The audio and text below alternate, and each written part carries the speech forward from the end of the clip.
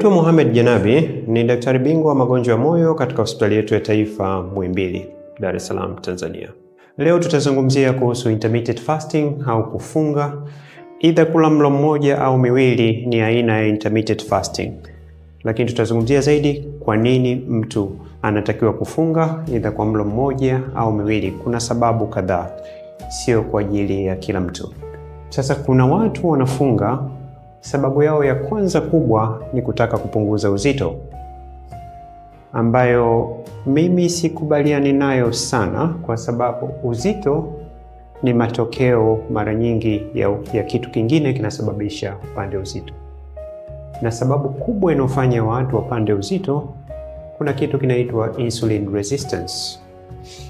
Chochote kile unachokula, unachoingiza mdomoni, mwili kwenye kongosho unatoa insulin kwenda kuchukua ile sukari au wanga ulioingiza na kwenda kuitunza kwenye ini kama mafuta, kwa sababu mwili hauwezi kutunza mafuta. Maana yake kwamba utakwenda, kama ni kitu kinachotokea kila siku au chronically, then utafika hatua kwamba ile insulin itakuwa haifanyi kazi vile inavyotakiwa, ndio kitu kinachoitwa insulin resistance, au kwa lugha rahisi kabisa ni kwamba uko kwenye stage moja kabla hujaingia kwenye kisukari kamili, pre-diabetes. Na imani kubwa kabisa, watu 9 kati ya 10 mnaotizama hii klipu hapa mnaweza kuwa na insulin resistance. Na ikitoka insulin resistance unaingia kwenye kisukari kamili. Sasa pale unapokuwa na insulin resistance ni kwamba mwili unaongezeka uzito, kwa sababu insulin kazi yake kubwa ni storage, na ili iweze kutunza inabidi igeuze hicho chakula kwenda kwenye mafuta. Ndio maana nasema uzito ni matokeo tu ya insulin resistance, na mnajua hata wale wenye kisukari type 2 wanaotumia vidonge, uzito wao uko juu ni kwa sababu ya wingi wa insulin.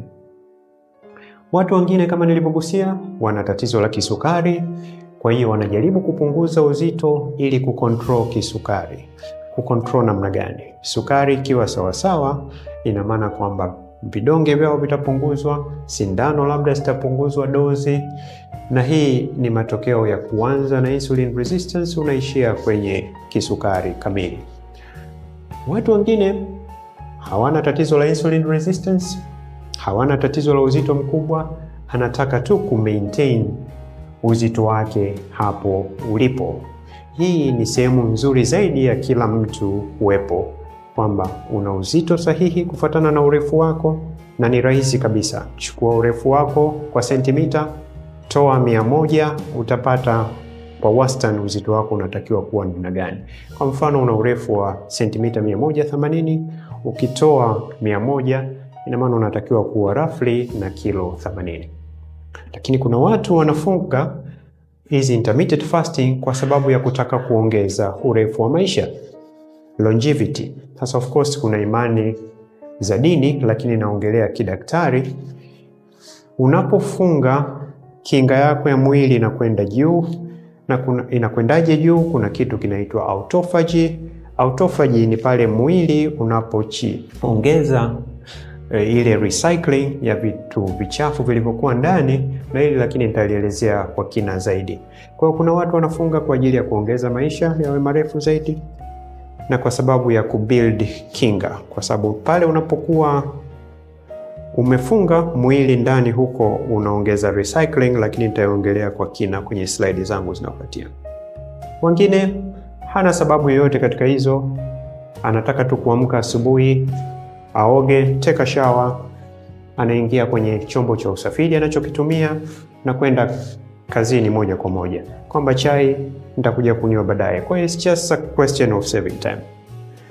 Kuna group la mwisho linafanya hizi intermittent fasting au kufunga kwa kitu kinachoitwa calories restriction. Yaani yeye anaamua kwamba kula kidogo kidogo mara nyingi kwa siku, lakini mlo mdogo mdogo. Sasa hii kidaktari ni mahali ambapo pana hatari zaidi, kwa sababu kadri unapokula kidogo kidogo una trigger mwili wako utake chakula zaidi. Kwa hiyo kila saa 2 unaona unasikia njaa kwa sababu chakula kimeingia kidogo, umekula saa 3, umekula saa 4, na kila unapokula kama nilivyoeleza mwanzo, insulin itatoka nyingi. Insulin ikitoka nyingi, uzito utaongezeka.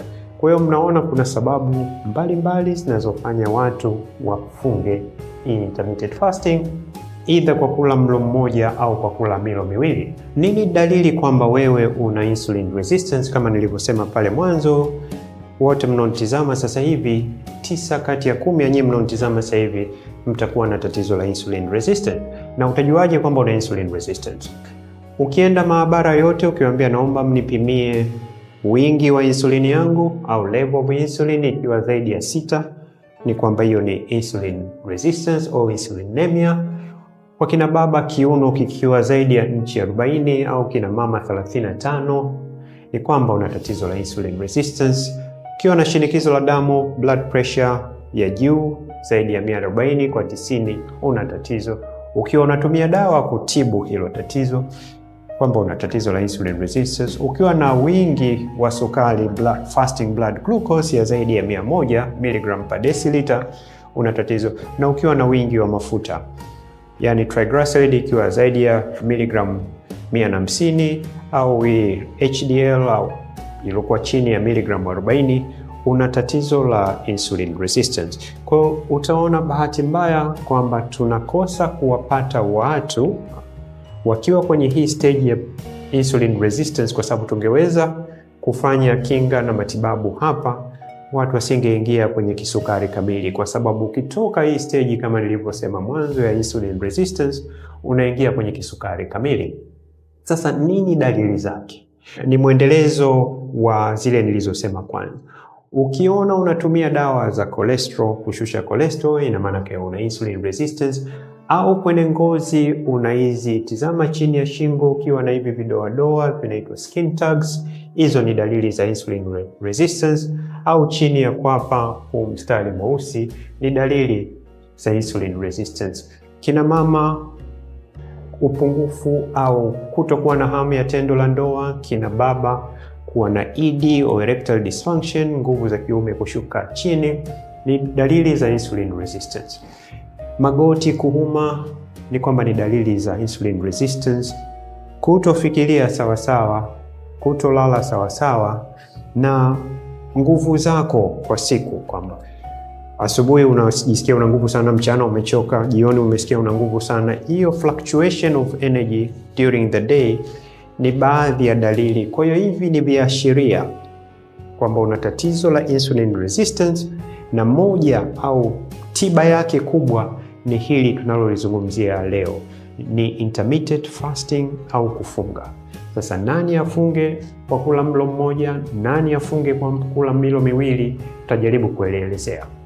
Sasa kwa mfano, tuchukulie kwamba umeamka asubuhi, unasema leo nitakunywa chai saa 6 mchana, na ukala chakula cha jioni saa 2 ya usiku.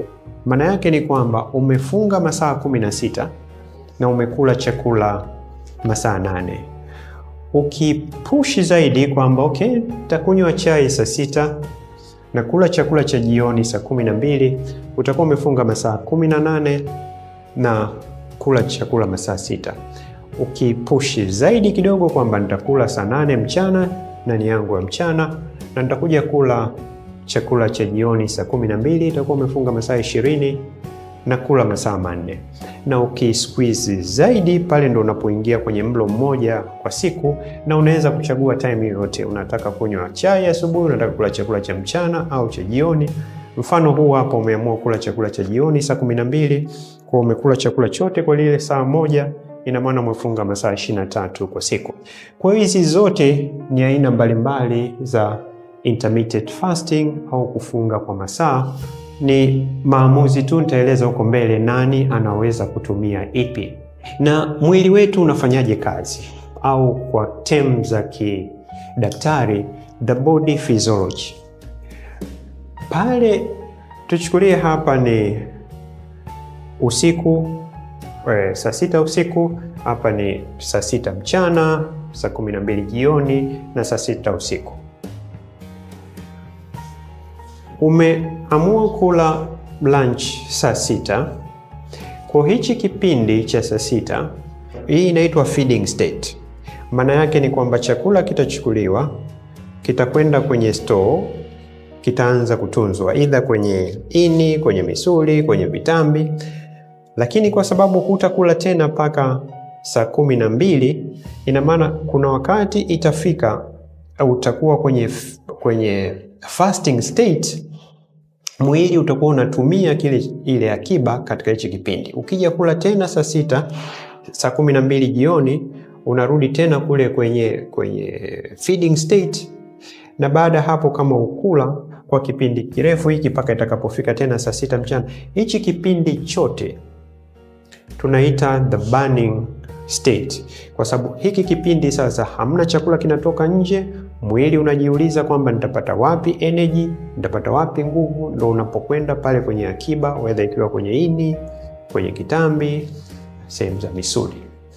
Sasa tuchukulie hawa wanaokula mlo mmoja, maana yake ni kwamba atakuwa na kipindi kirefu cha kufunga masaa 23, na kadri unapofunga muda mrefu, mwili lazima utafute nitapata wapi nguvu, na ndo kipindi ambacho utaenda kuunguza mafuta, na wewe uzito pale ndo utakapo either kushuka chini au kumaintain pale ulipo. Kwa hiyo the longer you fast, unapata autophagy mrefu zaidi, unapata kuunguza mafuta kwa wingi zaidi. Sasa kwa nini hizi funga intermittent fasting baadhi yetu zinakuwa zinatushinda? Moja, kwamba kuna baadhi ya watu wanapoteza uzito mwingi sana. Kwa hiyo anakuwa mwembamba na kupata wasiwasi, hapana, hii siwezi kuendelea nayo. Kuna baadhi wanajaribisha kwa siku chache kwamba anaona uzito wa ushuki, anasema hapana, hii niachane nayo. Na hapa shinikizo kubwa linakuwa kwenye mitandao yetu ya kijamii kwamba unaweza kupunguza uzito kwa siku 14, unaweza kupunguza siku 30. Imefika siku 30 unaona uzito hujanania, unasema ngoja niache. Wengine uzito unapungua kwa taratibu sana, wengine unapungua alafu unaongezeka, unapungua, anasema hapana. Na kuna baadhi kwamba wanaumwa sana njaa, kwa hiyo anasema mimi nitaacha. Wengine wanapata stomach upset au abdominal upset, anasikia kichefuchefu, anasikia kichwa kinauma, anasikia maumivu, anasema hapana, hii kitu sio ya kwangu. Kwa hiyo sababu za watu kushindwa ziko nyingi, lakini nitazielezea jinsi ya kuzitatua. Wale watu ambao wanakula mara nyingi, maana yake nini? Wanakula mara kwa mara. Kwa kila mara kwa mara, umekunywa chai asubuhi, saa 4 imefika umekula tena, saa 6 imekula, hapo katikati saa 10 umetafuna kitu, unakuwa huna muda wa kuunguza mafuta. Sawa, umekula kidogo kidogo, lakini matokeo yake ni kwamba huwezi kupata ile mafuta kuungua kwa wingi, na unakuwa muda wote wewe unakuwa na insulin katika mwili, na ndio maana uzito unaongezeka, kwa sababu kipindi hiki chote kinaitwa fat storing, yani utunzaji wa mafuta. Lakini kinyume chake kabisa, kama nilipoeleza awali, hawa wanaofunga kwa muda mrefu zaidi wanakuwa na muda mrefu zaidi wa kuunguza hayo mafuta, na matokeo yake wote tunayaona. Tatizo la uzito limekuwa kubwa na linaanzia kuanzia watoto mpaka linakuja kuendelea nalo kwa wakubwa, na kunakuwa na huo mzunguko. Na hili ni sehemu tu nilitaka kuonesha kuhusu kongosho, ambako ndo insulin inakotoka. Lakini kubwa kwangu, angalia hawa binadamu tulivyobadilika, kwa sababu sasa hivi tuko hapa. Na nini kilichotufikisha hapa? Kilichotufikisha hapo kubwa ni insulin, kilichotufikisha hapo kubwa ni vyakula ambavyo tunakula mara kwa mara. Kwa sababu ukitizama sana, sio kwamba tunakula nini, lakini tunakula saa ngapi, tunakula mara ngapi. Kwa sababu huku kote tulikuwa tunakula, lakini tulikuwa hatuli kama tunavyokula sasa hivi. Sasa insulin resistance inaanzaje? Hivi vibao nimeweka ni umri, miaka 20 unakuwa una umri wa miaka 30, 40, 50, 60 na kuendelea. Kwa unapokuwa kijana bado unajiona una afya, lakini kwa ulaji kama haukuwa mzuri unapata hiyo insulin resistance au hyperinsulinemia. Maana yake kwamba insulin inakuwa nyingi kwenye mwili na inakaa kwenye ini kama nilivyoeleza mwanzo. Lakini ubovu wake nini sasa itachokuletea? Ukishaanza umri kuwa uko miaka 50 kuendelea, utaanza kupata matatizo ya shinikizo la damu, utaanza kupata matatizo ya moyo, utaanza kupata tatizo la ini, utaingia kwenye kisukari kamili, utaanza kupoteza kumbukumbu, Alzheimer disease, ambayo unaanza kuwa msaulifu wa kila kitu na kutoweza kutoa maamuzi. Uzito unakuwa mkubwa. Siku hizi wote tunaona magonjwa ya saratani yalipokuwa mengi, lakini ukifata njia yake yote yalianzia huku kwenye insulin resistance. Na ndio maana binafsi kama daktari sishangai sana kuona sasa hivi tuna teknoloji kubwa zaidi, tuna mahospitali mengi zaidi, lakini na magonjwa yamekuwa mengi zaidi, kwa sababu sio magonjwa yote yanasababishwa na wadudu, lakini kuna baadhi ya magonjwa ambayo ni mengi yanasababishwa na ulaji wetu wa mara kwa mara ambao sio sahihi. Una wanga mwingi sana, una sukari nyingi sana. Sasa ipi ni bora, kula mlo mmoja kwa siku au kula milo miwili kwa siku? Nilieleza sababu kule mwanzo. Kuna sababu nyingi. Kwa hiyo wanaotaka matokeo ya haraka sana wale mlo mmoja kwa siku. Ugumu wake tu kwamba ni mgumu kusustain, utakula mlo mmoja kwa kipindi gani. Lakini ukitaka kinga ya mwili ipande juu na kurefusha maisha, sio kurefusha tu maisha, lakini kurefusha maisha yenye quality. Hamna maana kwamba una miaka 65, una miaka 70, alafu kila mahali kuna ugonjwa, hata hiyo retirement yako au pension yako huta enjoy. Kwa hiyo fasting inakutayarisha uwe na maisha ambayo yana quality nzuri. Kama nilivyosema mwanzo, ni kula mlo mmoja ni difficult to sustain, inataka uwe na moyo hasa, lakini mwili siku zote unazoea. Ukisha adapt kwamba naweza kula mlo mmoja, na sio lazima ufanye kila siku. Unaweza alternate kula mlo mmoja mara 2 kwa wiki, milo miwili mara 3 kwa wiki, kutegemea na sababu mbalimbali. Wengine kama nilivyosema, uzito unaweza kuisha haraka sana, na saa zingine inakuwa ni vigumu kupata virutubisho vyote au nutrition. Milo miwili kwa siku, mlo wote utakaochagua, whether ni breakfast, chai ya asubuhi, au lunch mchana, au chakula cha jioni, ni rahisi zaidi kupata virutubisho vyote, ni rahisi kudumu nayo kwa muda mrefu. Binafsi mimi natumia sana milo miwili kwa siku, na siku moja milo 3, lakini ni kitu ambacho nakipractice, na sina uzito wa kupoteza, ila nataka kumaintain katika uzito nilokuwa nao, na vile vile kupata immunity pande juu zaidi, na ni easy kumaintain uzito wako kwa muda mrefu kadri unapopenda. Pale tunapokuwa hatujala kitu, mwili, narudia, unafanya kitu kinachoitwa autophagy. Na autophagy maana yake nini?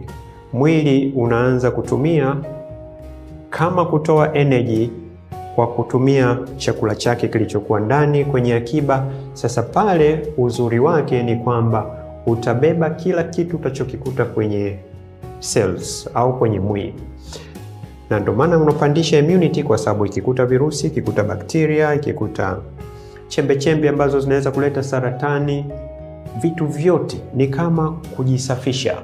Ni autophagy is like recycling na cleaning of the body. Kwa ni kitu muhimu sana pale unapofunga kwa muda mrefu, utapata autophagy.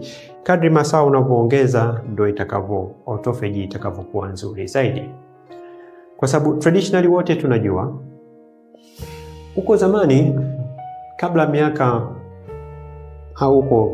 miaka 70 kurudi nyuma, miaka 70 wote tulikuwa tunajua unakunywa chai asubuhi, unakula chakula cha mchana, unakula chakula cha jioni. Lakini ilikuwa ukisikia njaa jioni, mama au bibi anakuambia we ukula chakula cha mchana sawa sawa.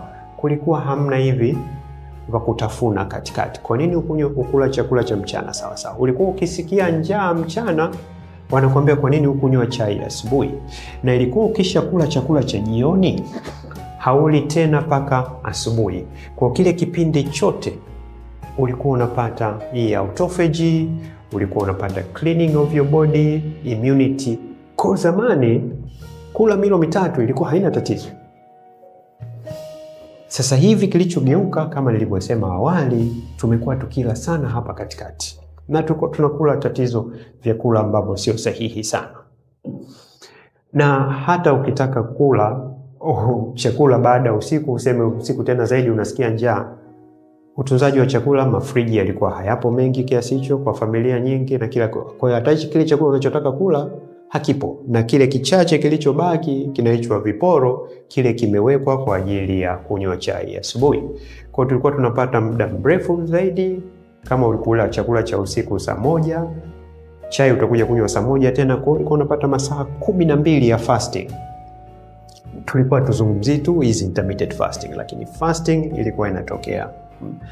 Sasa upi mlo bora kwako na nini ufanye?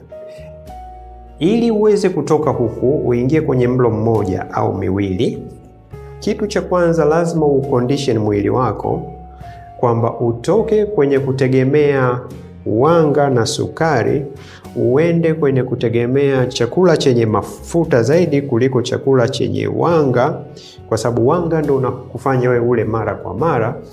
Na unapataje hayo mafuta? Sio lazima tu kwa kula kutoka nje, kwa sababu mwili utatumia mafuta yalokuwa ndani, kwa hiyo utaanza kujizoeza. Kwa mimi nasema unatakiwa tu kwenda taratibu. Wewe chagua mlo mmoja kuondoa kwa siku, wowote ule utakaochagua. Na mara nyingi mlo rahisi zaidi kuondoa ni ule wa asubuhi, kwa sababu hamna mtu atakuuliza wewe mbona ukunywa chai, labda kama ni watoto wadogo, kwa sababu mlo wa jioni kwa watu wazima mara nyingi ndio kipindi unakutana na rafiki zako na kila kitu, unaweza ukauacha ule. Kwa hiyo ukala lunch ukaja kula dinner. Kwa wale ambao wana nia kubwa kabisa, wanahitaji uzito wao mkubwa, mimi nataka kula mlo mmoja tu, unaweza ukaruka hii milo miwili ukaja kula mlo mmoja jioni, bado utapata kipindi kirefu cha mafuta kuunguzwa ndani. Na ninaposemea hapa, unapokuwa ukula kitu, lakini unaweza kunywa maji, unaweza kunywa chai ambayo haina sukari wala asali, unaweza kunywa kahawa, unaweza kuchukua maji ukaweka ndimu, yote haya kwa sababu mwili hamna njaa ambayo inaanza saa 12 asubuhi inakwenda mpaka saa 12 jioni. Njaa sio kitu ambacho kinajisustain. Physiology ya mwili haiendi hivyo. Pale wewe unapokunywa maji au kitu kingine kile, ni kwamba mwili unasema okay, ngoja nikachukue kwenye akiba sasa, kwenye store yangu, badala kusubiri tena chakula kutoka nje. Kwa hiyo nani atumie mlo mmoja kwa siku, 1 meal a day or 2 meal a day? Hii kila mmoja wetu atafanya maamuzi yake. Na hapa sizungumzii wagonjwa ambao wanatumia insulin ambao ni type 1 diabetes, sizungumzii watu wenye vidonda vya tumbo ambavyo vimegundulika. Kwa hiyo kila mmoja azungumze na daktari wake. Huu ni ushauri tu wa general kwa wale ambao wanapigana na uzito. Hebu tutizame dini zetu, maana nilichoeleza mimi kingi ni au chote ni science tupu. Dini zetu zinasemaje? Kwaresma